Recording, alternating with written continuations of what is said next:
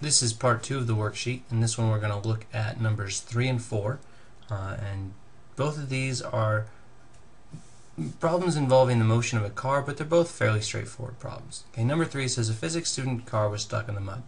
Being an enterprising student, she tied her car to a tree with a rope and pushed in the middle of the rope. So I'm looking down at this problem, so my tree's over here, okay, and then the car's over here, and the rope gets strung out in between them. Now the rope is pulled as tight as we can make it, tied together, and then the physics student exerts a force, okay, and this force is 300 newtons. Okay, so they pull on the rope. That causes the rope to deflect like this, okay, and it says the car just starts to budge, and basically what that's telling you is the net force is essentially 0. We've now balanced the force the mud can exert keeping the car there with the force of tension in the rope. Okay, so I'm going to label that tension in the rope. Now if I just look at this side of this triangle, what I have is I have the rope pulling this way. Okay, actually that's not at all what I have. Okay, it's alluring to write it that way, but what I have is the person is pulling this way. That's the force of the person. They're pulling on a rope. The rope is actually pulling back, okay, but only not as just that side of the rope pulling back. I'm just looking at that side, right? This side of the rope is also pulling back. So I've got tension in the rope over here, and I've got tension in the rope over here. Now this problem says she pushes in the middle, which means that these forces balance. So these two sides of the rope pull equally, but that means really the tension in the rope, okay, has got to pull against the person. So if this is 300 newtons this way, then this is got to be a total of 300 newtons the other way. Okay, which means each side of the rope pulls with 150 newtons. Okay, 150 newtons. And so now I'm actually going to go ahead and I'm going to focus on just this right side of the triangle. Okay, and so what I have is the 150 newtons of tension pulling against, okay, and then what I'm looking for is actually the tension in the rope over here, T, and I know that this is 8 degrees. Actually, I know this is 8 degrees, but you know, there's some more triangles, so this is also 8 degrees. Okay, so what I want to do now is I just want to find the hypotenuse of this triangle in order to get the tension in the rope. And so this is a trig function.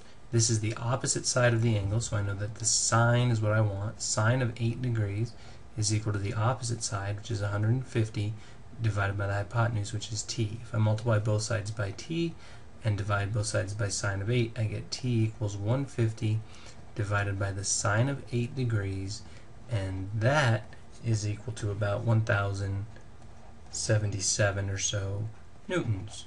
Okay, so you apply a 300 newton force and you're able to pull on the car with 1000 newtons of force. So that's a pretty neat trick.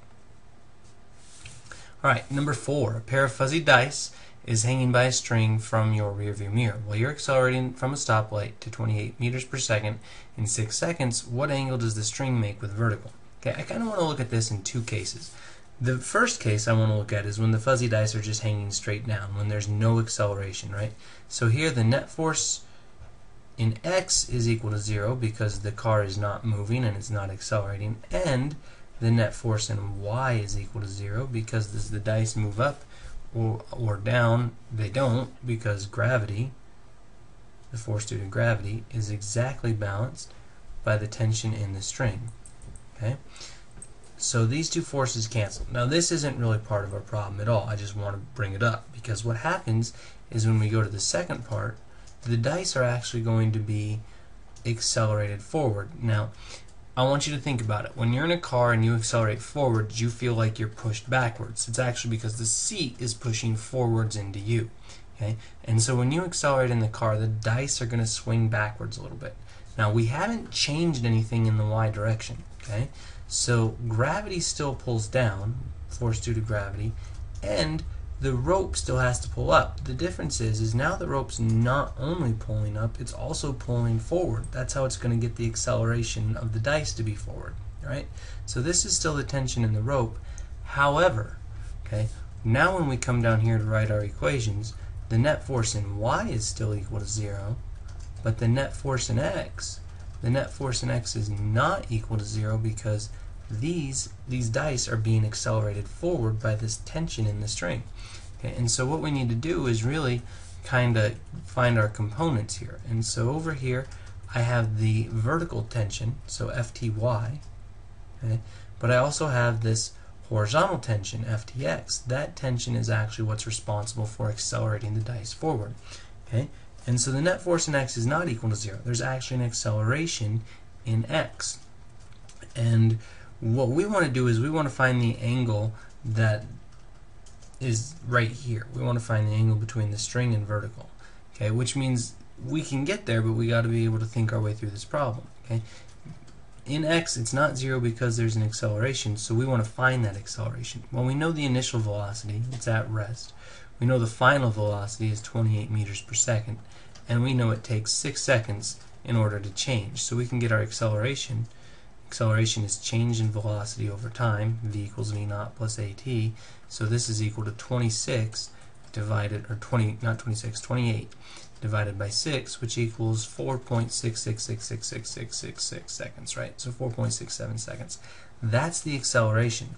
Newton's second law says net force equals mass times acceleration.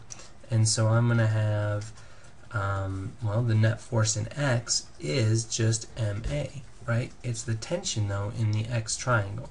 Okay, so this equals Ftx, because that's the only force acting in x. So I'm going to have the mass of the dice, which I'm not told, times their acceleration, which is 4.67. So it looks like I don't have enough information to do this, but I do. If I come back to my triangle, I know that this force, the tension in the y direction, is equal to the tension, or the force due to gravity. And so I'm going to redraw my triangle real quick. Okay, the dice are being accelerated this way, and the dice are being pulled, undo, right?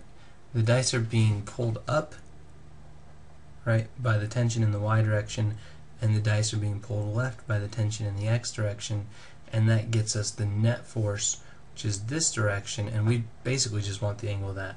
Okay, well, we know this is mg, which is m times 9.8, because we don't know m. And we know this is ma in the x direction, but we know a is 4.67. And all we want is really this angle right here. Okay, so if we can find this angle and subtract from 90, we'll be good. Okay, and so I know two sides of a right triangle, so I can use, and neither one is the hypotenuse, so I can use tangent. The tangent of the angle theta, which I'm finding this angle, is equal to the opposite, which is m times 9.8, over the adjacent, which is m times 4.67. You'll notice m's cancel. Doesn't matter how much mass the fuzzy dice have, and so I've got to use the arctangent, or the inverse tangent, of 9.8 divided by 4.7, and I get the angle. Okay, and that angle is about 65 degrees. Let me double check that. 64.5 degrees. Okay, so this angle right here, 64.5. I'm going to subtract that from 90 in order to get the angle from vertical, so the angle that we're actually interested in is the 25.5 degrees. Okay, and so this is a little bit tricky because you had to consider this force and mass wasn't given, but completely doable. Okay.